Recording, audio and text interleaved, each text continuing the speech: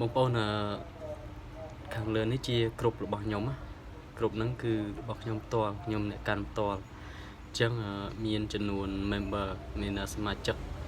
ខ្ទង់100,000អ្នកជាងអញ្ចឹងបងប្អូនអាចផុសវីដេអូ share វីដេអូចូលនៅក្នុងគ្រប់ហ្នឹងបានណាចាំខ្ញុំដាក់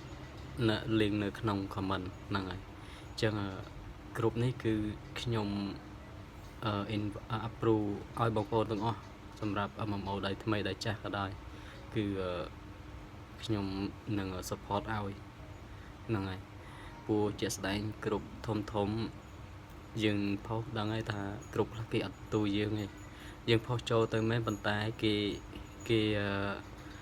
ban យើងចោលគេអត់ approve យើងទេ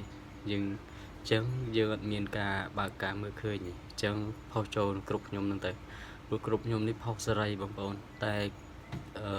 approve ដល់ខ្ញុំផ្ទាល់មិនថាបងប្អូនផុសវីដេអូខ្លីវីដេអូកំ pl ែងទេសូម្បីតែបងប្អូនអ្នកលក់ដូរអនឡាញក៏ផុសតាមនឹងដែរហ្នឹងហើយផុសលក់ផ្លែឈើកូនឈើអីខោអាវអាហារញ៉ាំអីហ្នឹងទាំងអស់ហ្នឹងគឺនៅក្នុងនឹងទាំងអស់ហ្នឹងហើយពួកគ្រប់នេះគឺខ្ញុំហាមតែមួយនេះគឺលបែងហ្នឹងហើយ